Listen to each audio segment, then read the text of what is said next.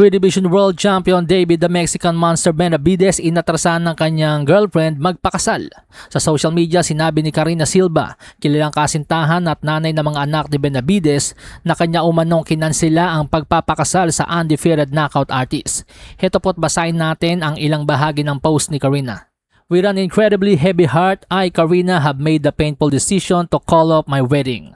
Decision to cancel our wedding is because of his ongoing personal struggles that have affected our relationship. Struggles that many people are already aware of. I have spent years trying to protect him, defend him, and carry burdens that were never mine to carry. I can no longer continue doing that. Dagdag pa ni Karina sa kanyang post, hindi naman daw po nagloko itong si Benavides o ng babae. Pero mas malaki pa daw pong problema sa pambababae ang ginawa nito. Ang salaysay ni Karina ay posible may kinalaman daw sa matagal ng problema ni Benavides sa kanyang mga bisyo. Matatandaan noong September 2018, nagpositibo sa cocaine itong si Benavides. Dahilan kaya siya natanggalan ng titulo at nasuspinde ng 6 na buwan. Dahil din sa post na ito ni Karina, muling nag-viral ang video clip kung saan makikita si David Benavides na tila lango sa alak at droga habang kapanayam ng The Zone commentator na si Chris Mannix. Tough fight so far between Diego Pacheco and Sean McCallum. What are you seeing? And Diego doing what he got to do. He's using his jab. He's keeping a distance. He's looking great right now. Sa bandang hulihan ng post ni Karina, sinabi nito na kailanman hindi niya titigilan ang pagdarasal para kay David. Taos puso daw niyang ipagdarasal na matagpuan ni Benavides ang kagalingan, kapayapaan at isang panibagong relasyon sa Diyos.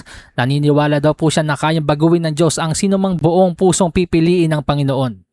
Samantala sa iba pang balita, binalaan ng trainer ni Terence Bud Crawford na si Bomac McIntyre si Saul Canelo Alvarez sa nalalapit nitong laban kay WBC World Super Middleweight Champion Christian Mbili. Kapwa kilala ni Bomac itong si Canelo at Mbili dahil nakalaban nga po ni Canelo si Crawford, si Bomac ang trainer nito, at ang makalaban naman po ni Mbili si Lester Martinez, si Bomac din ang trainer nito.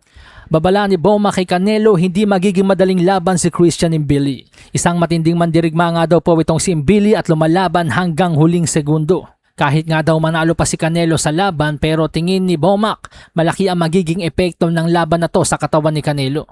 Dahil ito nga po si Mbili mga amigos ay toto talaga maipaglaban. Napapatanong nga po si Bomac sa kanyang sarili kung ito daw ba talaga ang gustong laban ni Canelo sa edad niya ngayon. Or baka tinanggap lamang ni Canelo ang laban na ito dahil sa laki ng premyo. Pero kung tutuusin, hindi nga po ito safe na laban para sa umiidad na legend.